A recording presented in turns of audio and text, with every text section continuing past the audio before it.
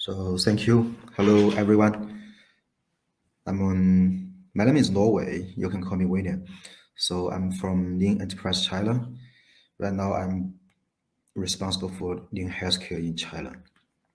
So in the past several years, we help Chinese hospitals to implement Ning to help to improve the patient satisfaction and also the medical quality and the operational efficiency.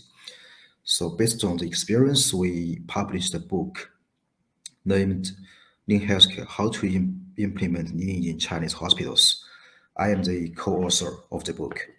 So today, I would like to share a case with you all around the world. Less is more. Reducing waste for ICU nurses to return times to patients. Firstly, I would like to introduce a little bit background of the hospital. Actually, the hospital is located in Dongguan City, Guangdong Province in the south part of China. Its official name is Dongguan Ace Hospital, but people like to call it Giraffe Hospital because a giant giraffe statue was set in front of the main hospital building, as the picture you can see. It's a general hospital, but more focused on children. It has over 1,400 beds and 1.2 million outpatients per year. It's a kind of common middle-sized hospital in China. So let's go to the problem in the ICU. By the year 2018, the problem in ICU is very critical. First of all, the patients and families are complaining. The satisfaction was decreasing. They were complaining about the service, the quality, and also the cost. The cost is high, service is bad, something like that. On the other hand, the nurses also were struggling. In that year, 2018, 7 nurses quitted, and the quit rate was 16%. Just imagine, if you are the manager of the ICU department, how can you improve or provide better service and quality in such a high quit rate? Actually, when we talk about the flow, the poor system in Lean, before that, we need to think about the stability. In this case, we need to talk about and think about the stability of the people. So why people leave? Why do nurses don't want to work in this ICU? They just want to leave. As discussed in the organizational behavior, when we talk about the people, the reason they leave the work, we need to think about the stress in the workplace, actually. So stress in the workplace, sometimes it's good. Sometimes it's good because in your experience, sometimes you can feel if there's some stress, you can feel it's challenging, and it gives you some opportunity to growth, to learn, to achieve higher goal. But sometimes the stress gives you just the feeling of exhausted, feeling of tired. So actually, there are two kinds of stress as the stressors. The first one is the hindrance stressors. That means the stressful demands that are perceived as constraining personal accomplishment or goal attainment. So this kind of stressors, it's only make you feel tired, feel exhausted. There's nothing about learning, nothing about growth. But another is challenging stressors. That is about the stressful demands that are perceived as opportunities for learning, growth, and achievement. So in this case, in this ICU for the nurses, we can think about it, and we can see the workload the nurses mentioned is mainly about the stress in this ICU, and also it's mainly about the hindrance stressors. Could we have more nurses to work in the ICU to reduce the workload? The answer absolutely is no. So we need to think about how to remove this kind of hindrance stressors in the workplace to reduce the workload of the nurse so that they can provide better care to the patients. Happy employee, happy customer. But in lean thinking, I think the waste mind to reduce waste is a very good approach to remove the hindrance stressors. So if we can reduce some waste, it's non-value added to the work and also is kind of hindrance stressors to our nurses. We need to reduce it. Then we can create a better work atmosphere in the workplace. So the nursing head, Miss Song, led the team go to the Gamba to understand the current state better. They found that there are 30 beds in the ICU, and by that time, 11 people in day shift. So that means one team leader, 9 duty nurses, and one auxiliary nurse. The team worked with 4 of 9 duty nurses and 1 auxiliary nurse. That means in total 5 nurses. They found that each nurse worked average 126 minutes. It's around 24,000 steps, 15 kilometers. That means 30% of the working time of each nurse for those 5 nurses have been watched. It's just walking. And also the team found that 25% of working time, the 5 nurses, they are searching for equipment and materials.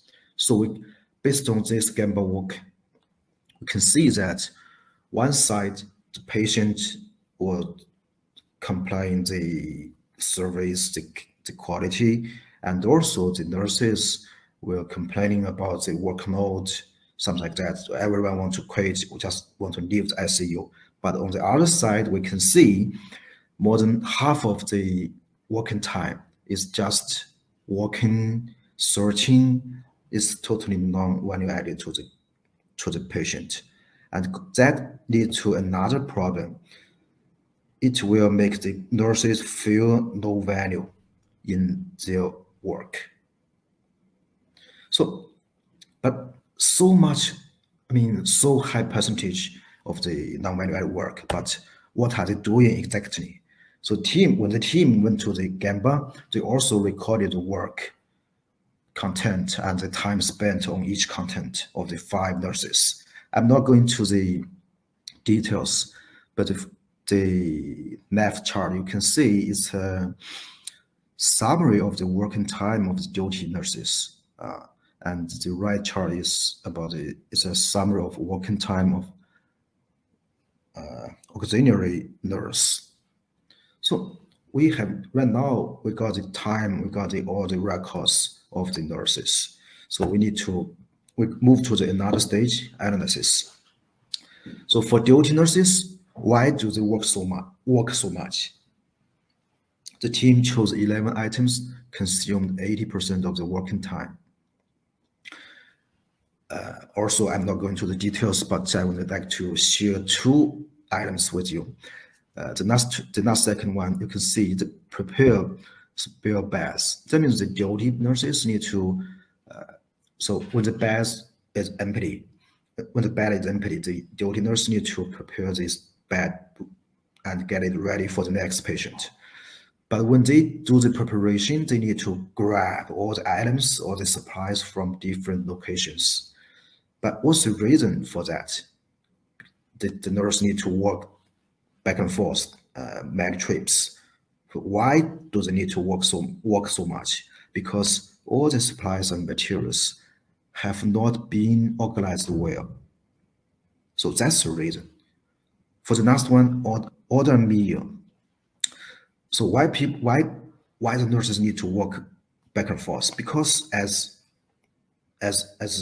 ruled it's a rule.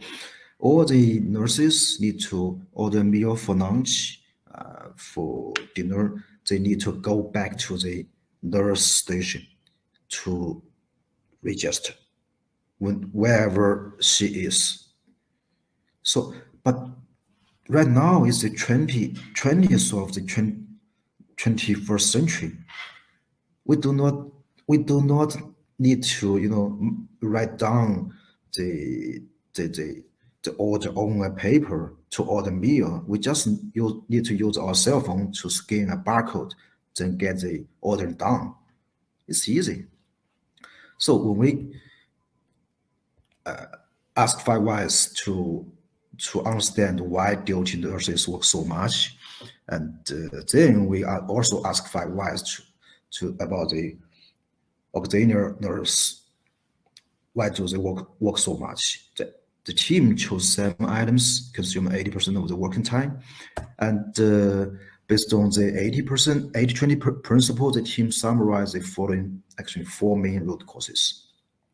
The first one, the ICU materials was stored in a central location that required nurses to walk back and forth to pick up items. That's the main reason. The second one, the storage room inventory was poorly categorized, plus the uncertainty of goods availability caused nurses many wasting trips and lots of searching time. The third one actually is about the some functional rules and responsibilities was not clearly defined. It's mainly about the task of IV distribution, and the injection traditionally was carried out by auxiliary and duty nurses. But rules and responsibilities were not clearly defined that occasionally caused customer complaints. So for the last one, the fourth one, some daily routine work consumed hours of nurse time every day. For example, the meal ordering, as what I described minutes ago.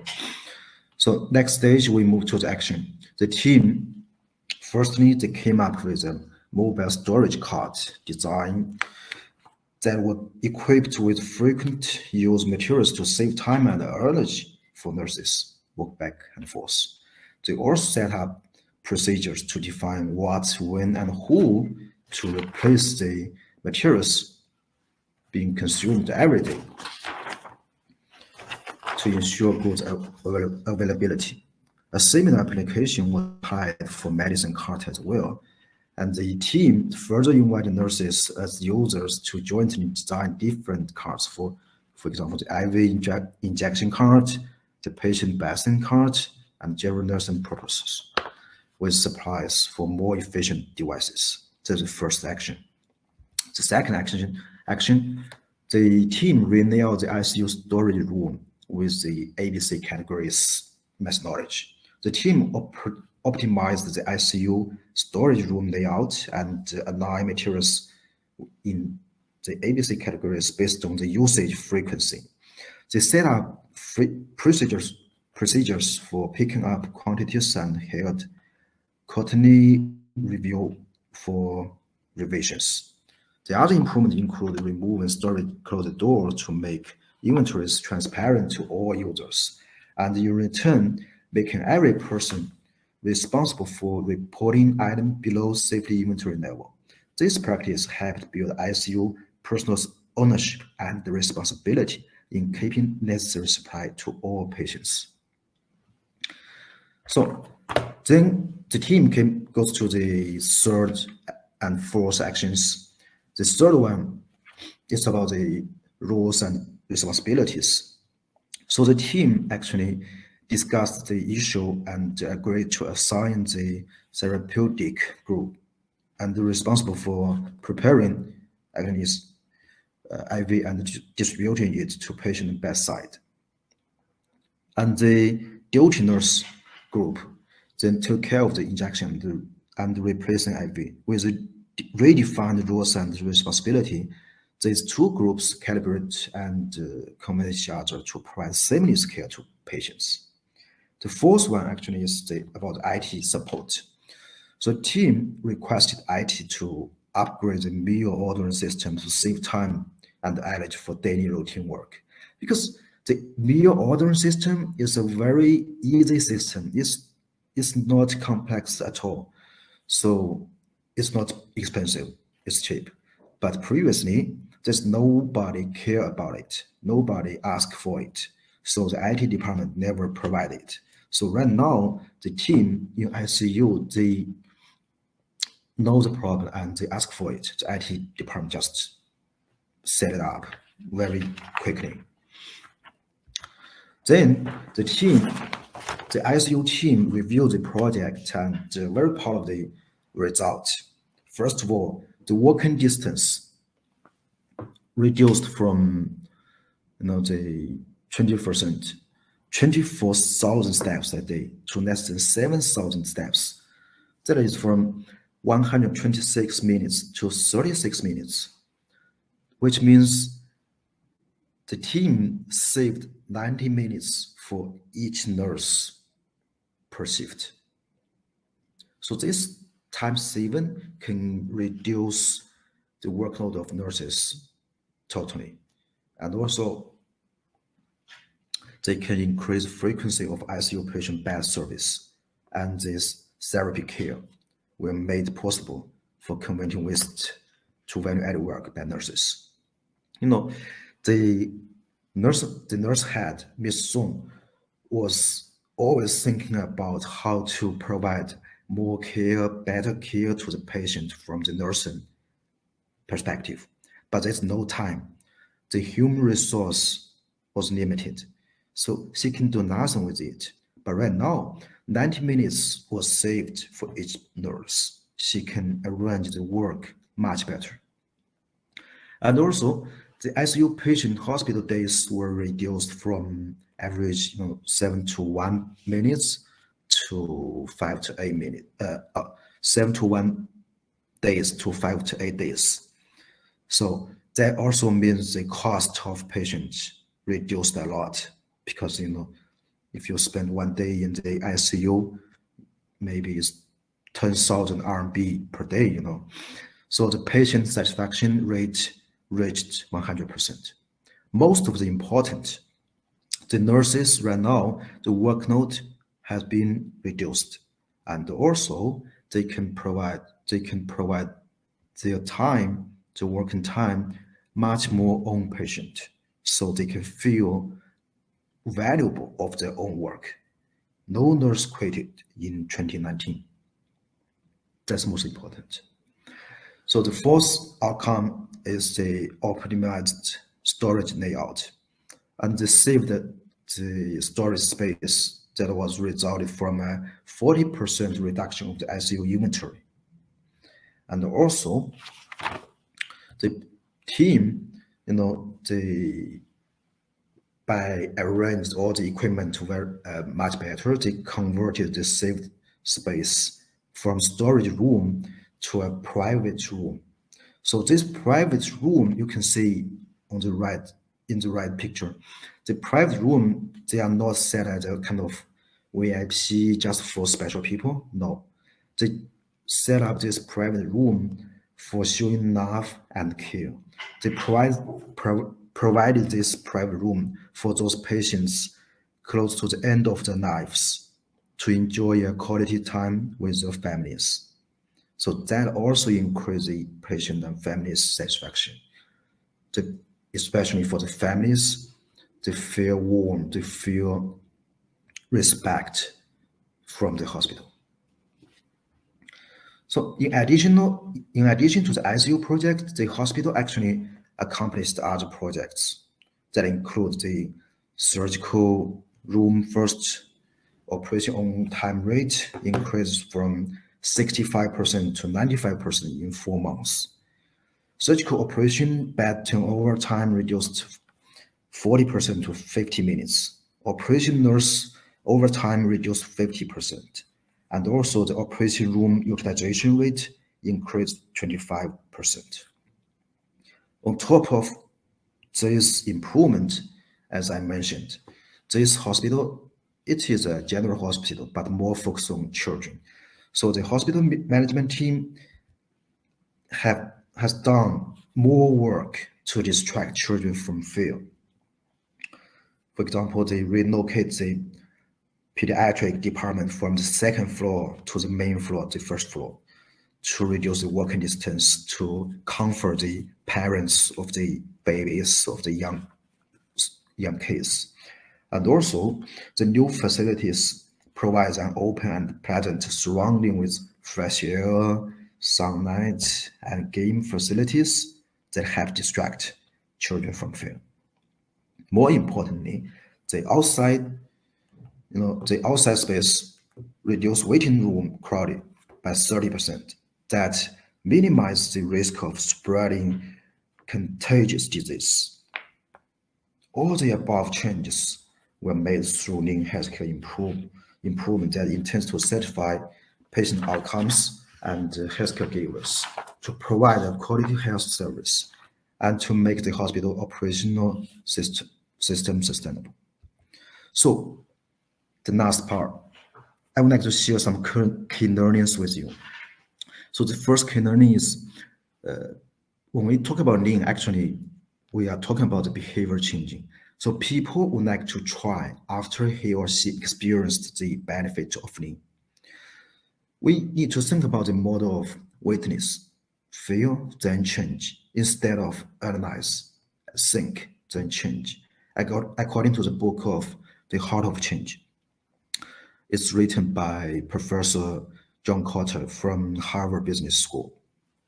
So this book is about change management. According to the study, many people think we make decisions to change our behavior just based on the analysis. But the study shows that most of the time, most of the people change their behavior based on their feelings. If he or she cannot witness the witness, the case, experience the benefit, he or she cannot feel it, then usually he or she will not change the behavior. So we need to think about it. That's the first. The second key learning. The ICU head nurse Miss Song got her aha moment by not adding more people, but reducing waste to solve problem, to study and started to apply it in other processes. So first of all, Ms. Song, she just think, okay, we need to, right now the workload in the ICU is too high. So many people quitted. So we need to add people. We need to get more nurses to work in the ICU so that the workload can be balanced, to everyone. But so many, 16% of the nurses quitted. I heard a story about a nurse in the ICU. So when the director of the nursing department, she rearranged the nurse from the other department to the ICU department. The nurse just went to the director of the nursing department's office and cried, "Boss, if you really ask me to move to ICU department, I will quit." So what's that? Even though this nurse has not been in the ICU, she just got the information she was going to the ICU. Then she wanted to leave. She wanted to quit. So by that time, all of the team in the hospital, they just think, okay, we need to solve this problem to reduce the workload. We need to get more people to do it. But when we talk about less is more, to reduce waste in the work, they solved the problem very well, and it surprised everyone. That's second learning. The third one is the Giraffe hospital management team was encouraged by this pilot project. Pilot project is very important in an organization. to help the team, the whole team to understand it. And they accomplished the other 19 Kaizen projects to satisfy patients and the health caregivers in 2019 and keep practicing Lean from 2019 to date. So less is more, reducing waste for ICU nurses to return time to patients. The success was made possible because of participants' effort. We also owe an appreciation to the hospital management team for the engagement and support. I would like to thank Marcus for his coaching during the past years, and I would like to thank Denise and John Shook for the opportunity to share this case, this story, to all around the world. Thank you. Thank you all. Time for question.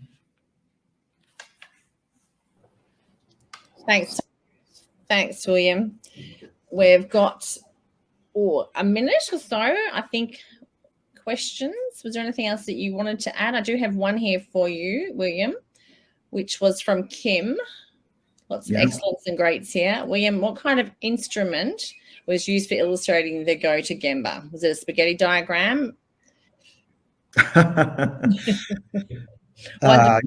the diagram looks well, but actually it's drawn by hand. Well, there you go. It's very inspiring is the feedback that's coming back from here. So that's wonderful. The best kind, says Janelle. So thanks, William. If there's nothing else, I think we're pretty much ready to go almost to the next session. So appreciate your time, everyone, and big claps all around. Thank you. Thanks, William. Thanks, everyone. Thank you. Thank you. Bye.